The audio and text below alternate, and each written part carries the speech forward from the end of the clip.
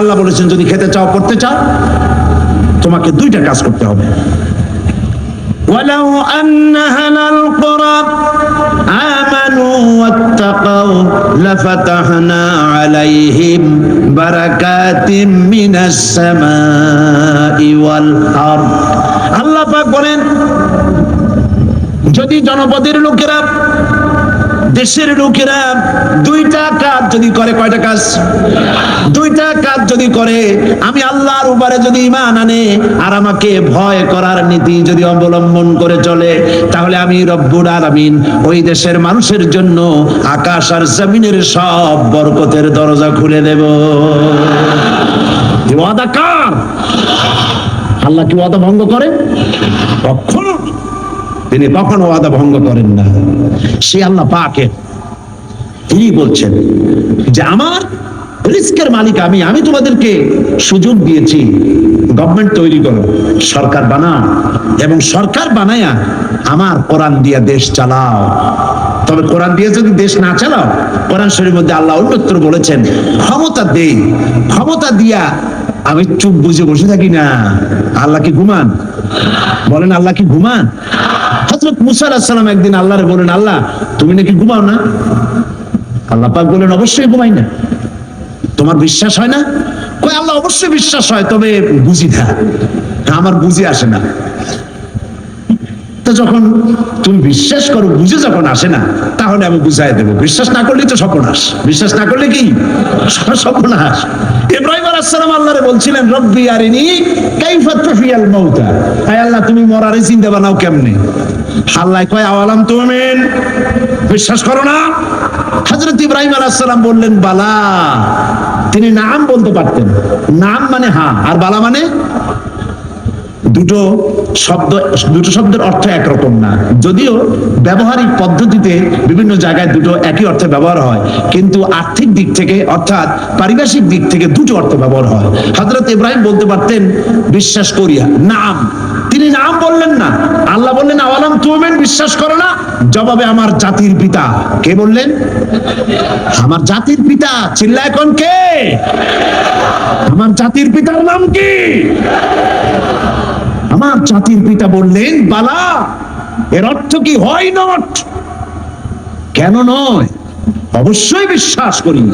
ওয়ালাকিন লিয়াতমাইন্না কলবি, কিন্তু আল্লাহ আমি যদি দেখতে পারি তাহলে আমার মনটা একটু ঠান্ডা হয়। শোনা কথা দেখা, এর মধ্যে একটু পার্থক্য আছে তো। আল্লাহ কয় তাহলে আমি তোমার দেখাবো, বিশ্বাস যখন করছো আমি তোমার দেখাবো। মুসা আলাইহিস সালাম কয় আল্লাহ তুমি নাকি ঘুমাও না? কয় ঘুমাই তো না। তুমি বিশ্বাস করো না? কয় করি। বুঝি না। কয় তাহলে বুঝাই, এক গ্লাস পানি নিয়ে আসো। মুসা আলাইহিস সালাম এক গ্লাস পানি নিয়ে আসলেন। আল্লাহ কয় দাঁড়াই থাকো। গ্লাস একটা নিয়ে মুসা আলাইহিস সালাম দাঁড়ায় আছেন। আল্লাহ মুসারে হুকুম করলেন গ্লাস নিয়ে দাঁড়াও, আর ঘুমেরে কইলেন মুসারে ধর। ঘুম এসে মুসা আলাইহিস সালামের ধরছে। এখন হাত গেছে শিথিল হইয়া, হাতের থেকে গ্লাস পড়িয়া ভাঙ্গা টুকরা টুকরা হয়ে গেল। মুসা আলাইহিস সালাম ভয় পেয়ে গেলেন। আল্লাহ রাব্বুল আলামিন বলেন ভয়ের কোনো কারণ নাই, আমি তোমাকে পরীক্ষার জন্য, বোঝার জন্য, তুমি বুঝতে পারো নাই আমি কেন ঘুমাই না, সেই বোঝাবার জন্যই গ্লাস হাতে নিয়ে দাঁড়ায় থাকতে বলছিলাম। তুমি মুসা একটা গ্লাস পানি নিয়ে কিছু সময়ের জন্য দাঁড়াতে পারলে না, ঘুম তোমাকে হাত শিথিল করে দিল, গ্লাস ভেঙে চুরে চুরমার হয়ে গেল। আর ওই তামাম বিশাল আকাশ, এই সোলার সিস্টেম, এই পৃথিবীতে আকাশে জমিনে গ্রহ নক্ষত্র সৌররাজি নবমণ্ডল ভূমণ্ডল কুল কায়নাত পুরা সৃষ্টি আমার হাতের মুঠার ভিতরে রয়েছে। গোটা পৃথিবীর সব কিছুর ট্রাফিক আমি আল্লাহ কন্ট্রোল করি। আমি যদি ঘুমায় যাই আকাশ আর জমিনের কোনো সিস্টেম আর বাকি থাকবে না। কোরআন শরীফের ভিতরে আল্লাহ রাব্বুল আলামিন সাফ করে বলেছেন লা তাখুযুহু সিনাতু ওয়ালা নাওম। পড়েন লা তাখুযুহু সিনাতু ওয়ালা নাওম। আল্লাহর ঘুম নাই, তন্দ্রাও নাই। সুবহানাল্লাহ। ঘুম নাই, তন্দ্রা বুঝেন তো? জিমানি, আল্লাহ জিমায়ও না, আল্লাহর কোনো ক্লান্তি নাই। সুবহানাল্লাহ। সে আল্লাহ রাব্বুল আলামিন, তিনি বলছেন ক্ষমতা দিয়া ঘুমাই না, লিনানজুরা কাইফা তা'মালুন, ক্ষমতা দিয়ে লিনানজুরা কাইফা তা'মালুন, তাকায়া থাকি তুমি তোমার জনগণের সাথে কি আচরণ করো। জনগণের ভাগ্য বদলাও না দলের ভাগ্য বদলাও, তাকাইয়া দেখি। সেই আল্লাহ পাক আগের মতো আছেন না উল্টো পাল্টা হয়ে গেছে? আছে কিনা? আয়াতুল কুরসির ভিতরে আমরা পড়ে থাকি আল্লাহু লা ইলাহা ইল্লা হুয়াল হাইয়ুল কাইয়্যুম। আল্লাহ ছাড়া কোনো ইলাহ নাই, তিনি চিরজাগ্রত, তিনি চিরঞ্জীব। যেমন ছিলেন তেমন আছেন, তেমন সুবহানাল্লাহ। এখন আল্লাহ পাক কি বলছেন? উদখুলু ফিস সিলমি কাফা। যারা ঈমান আনছো, আমরা ঈমান আনছি কিনা? আচ্ছা, আমি একটু ঈমানদারদের সংখ্যাটা দেখি, কতজন ঈমান আনছি। আলহামদুলিল্লাহ। হাত নামান। আমরা সবাই ঈমানদার, আমরা সবাই কি? তো ঈমানদারদেরকে আল্লাহ পাক বলছেন উদখুলু ফিস সিলমি, পরিপূর্ণরূপে দাখিল হয়ে যাও। কিসের মধ্যে? সিলমের মধ্যে। আত্মসমর্পণ করো, সারেন্ডার হয়ে যাও। আমাদের জাতির পিতা হযরত ইব্রাহিম আলাইহিস সালামকে আল্লাহ রাব্বুল আলামিন অর্ডার করলেন আসলিম, সারেন্ডার করো। আসলিম, সারেন্ডার করো। কাকে বললেন? জাতির পিতাকে। কাকে বললেন? জাতির পিতা হওয়া এত সোজা নয়। গোটা মুসলিম মিল্লাতের পিতা, তাকে পরীক্ষা দিতে হয়, ঈমানের পরীক্ষা, হাবিজাবি ফালতুর পরীক্ষা না। কিসের পরীক্ষা? ঈমানের পরীক্ষা, আগুনের পরীক্ষা। নিজের কলিজার টুকরা সন্তান আল্লাহকে খুশি করার জন্য জবাব করার পরীক্ষা। এরপরে জাতির পিতা হওয়া যায়। মানুষের উপরে জাতির পিতা চাপাই দিলে জাতির পিতা হয় না। জাতির পিতা আল্লাহ বানান। কে বানায়? চিল্লায় কও, কে বানায়? আল্লাহ পাক বলছেন, আমি ইব্রাহিম আলাইহিস সালামকে বললাম আসলিম, সারেন্ডার করো, মাথা নত করো, আত্মসমর্পণ করো। আমার জাতির পিতা ইব্রাহিম আলাইহিস সালাম একটা প্রশ্ন তুললেন না যে আল্লাহ কোন কোন ব্যাপারে আমি আত্মসমর্পণ করব, কোন কোন ব্যাপারে আমি সারেন্ডার করব, কোনো প্রশ্ন নাই। আমার রব তিনি বলেছেন আসলিম। আমার জাতির পিতা এক সেকেন্ড দেরি না করে সঙ্গে সঙ্গে বলেছেন আসলামতু লিরাব্বিল আলামিন। পড়েন আসলামতু লিরাব্বিল আলামিন। সারেন্ডার্ড হয়ে গেলাম, আনকন্ডিশন, কোনো শর্ত ছাড়াই, বিনা শর্তে, বিনা প্রশ্নে আমার রবের সামনে আমি আমার মাথা নত করে দিলাম। সুবহানাল্লাহ।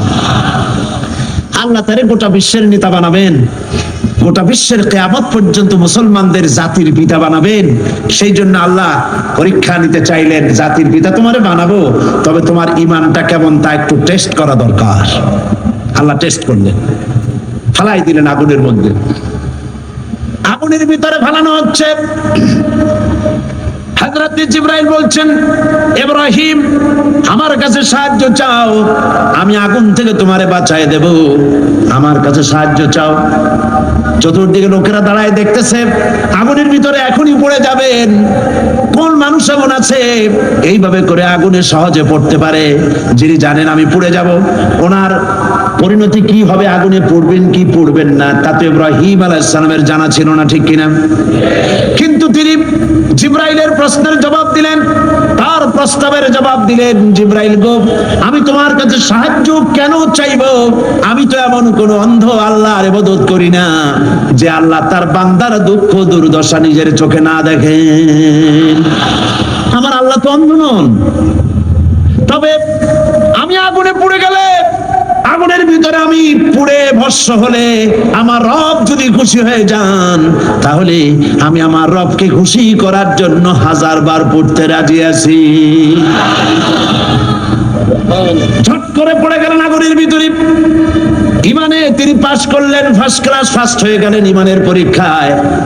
আমার আল্লাহ রাব্বুল আলামিন ইব্রাহিম দড়ি ছিঁড়ে আগুনের ভিতরে পড়ার আগে রাব্বুল আলামিন আগুনের প্রতি নোটিশ করে দিলেন, ইয়া নারু কুনি বারদাও ওয়া সালামান আলা ইব্রাহিম। আগুন আমার ইব্রাহিমের জন্য শান্তিদায়ক ঠান্ডা হয়। সুবহানাল্লাহ, শান্তিদায়ক ঠান্ডা হয়। এমন ঠান্ডা হইল, আগুন তো জ্বলতেছে কিন্তু ইব্রাহিমের বসন্ত দূরের কথা, গায়ের জামাও পড়ে নাই। সুবহানাল্লাহ। এ হলো জাতির পিতা ইমানের পরীক্ষা। তিনি বলেছেন, আসলামতু লিরাব্বিল আলামিন, আমি আমার প্রভুর সামনে মাথা নত করে দিলাম। আল্লাহ আবার পরীক্ষা করলেন, এক পরীক্ষা হলো না, পৃথিবীবাসীর সামনে তোমাকে দেখাতে হবে যে তুমি সত্যি জাতির পিতা হওয়ার যোগ্য। সুবহানাল্লাহ। সবেমাত্র 80 বছর বয়সের সময় ছেলে হয়েছে হযরত ইসমাইল। আল্লাহ রাব্বুল আলামিন অর্ডার করলেন, চলে যাও এই নবজাতক সন্তান আর তার মাকে নিয়ে মরুভূমির ভিতরে রেখে আসো। কি কত বড় মারাত্মক অর্ডার! সারা জীবনের শেষ প্রান্তে এসে একটি মাত্র কলিজার টুকরা সন্তান পেয়েছেন, বউ আর বাচ্চা সুদ্ধা ফেলে আসতে হবে মরুভূমির মধ্যে। আশ্চর্য কথা। কোনো প্রশ্ন করেন নাই যে আল্লাহ নিষ্ঠুর ওয়াদাটা, এই অর্ডারটা আমার কেন তুমি করলা? আমার উপরে এত বড় কঠিন পরীক্ষা, এ তো আগুনের পরীক্ষার চাইতে আরো মারাত্মক। আমি আমার বাচ্চাকে কেমনে মরুভূমিতে পালায় রেখে আসবো? কোনো প্রশ্ন করেন নাই। এখন আল্লাহর ঘর যেখানে মক্কা শরীফে, আল্লাহর ঘরটা যেখানে দাঁড়িয়ে আছে, এইখানে হযরত ইব্রাহিম আলাইহিস সালাম তার ছেলেকে আর স্ত্রীকে রেখে এলেন। হযরতে হাজরা বলেন, ইব্রাহিম আমাকে যেখানে রেখে যেতেছ এর কারণটা কি? আমি কি অপরাধ করেছি কোন কারণে আমার নবজাতক সন্তান শুদ্ধ এখানে তুমি রেখে যেতেছ? কোনো জবাব নাই। আবার জিজ্ঞেস করলেন, কেন রেখে যেতেছ? কোনো জবাব নাই।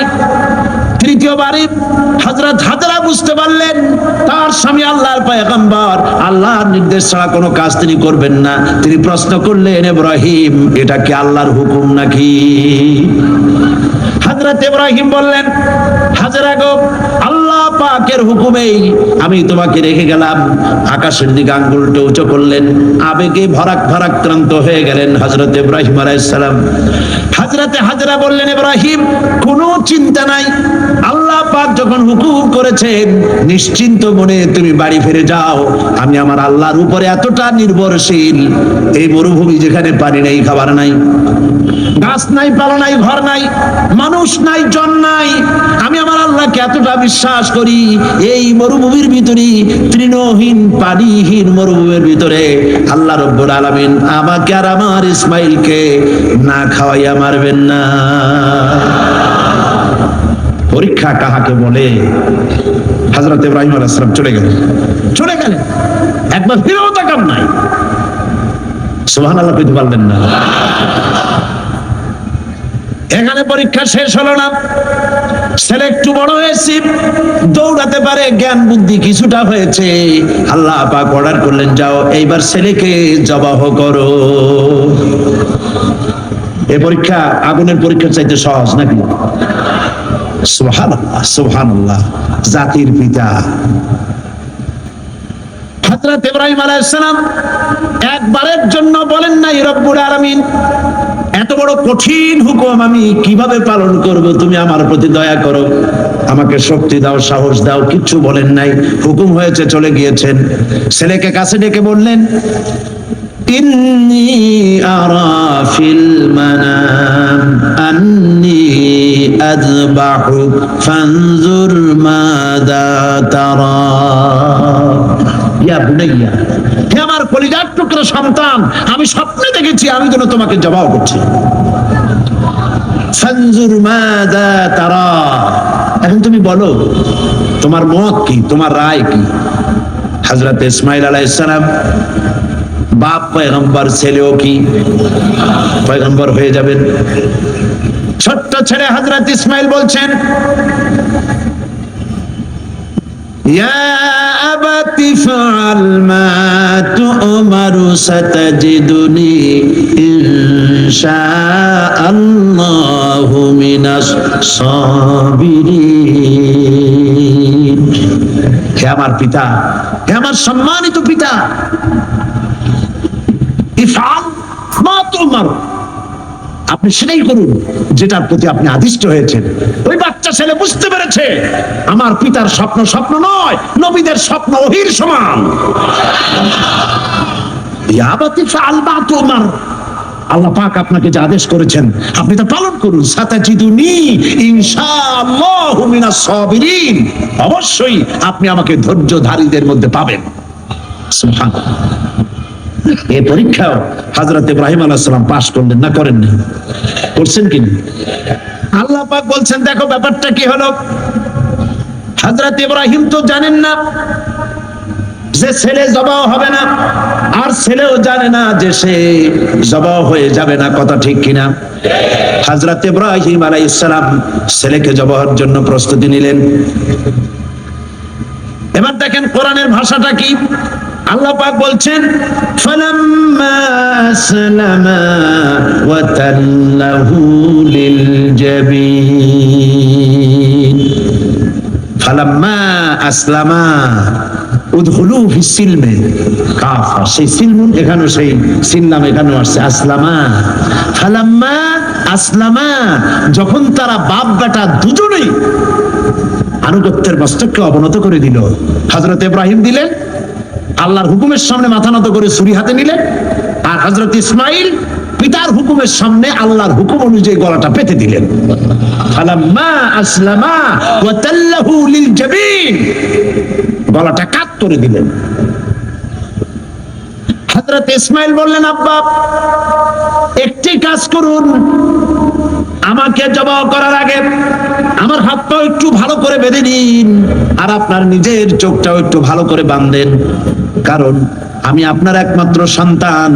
আমাকে জবাই করতে গেলে আমার গলার উপরে যখন ছুরি ধরবেন আপনার কলিজায় মায়ার উদ্রেক হয়ে যেতে পারে। চোখটা বেঁধে নেন আর আমার হাত পা বাঁধেন, যাতে করে আমার হাত পা আপনার গায়ে না লাগে। আর আমি মরে যাও, আমি জবাই হয়ে যাওয়ার পর আমার রক্ত মাখা জামাটা নিয়ে আমার মাকে দিয়ে দিবেন, আর বলবেন ইসমাইলের সঙ্গে কিয়ামতের দিন তোমার সঙ্গে দেখা হয়ে যাবে। হযরত ইব্রাহিম আলাইহিস সালাম ইসমাইলকে বাঁধলেন, নিজের চোখ বাঁধলেন, হযরত ইসমাইলকে জবাই করতে যাবেন। হযরত ইসমাইল বলেন আব্বা আমার একটা ভুল হয়ে গেছে, আমার হাত পায়ের বাঁধন খুলে দেন।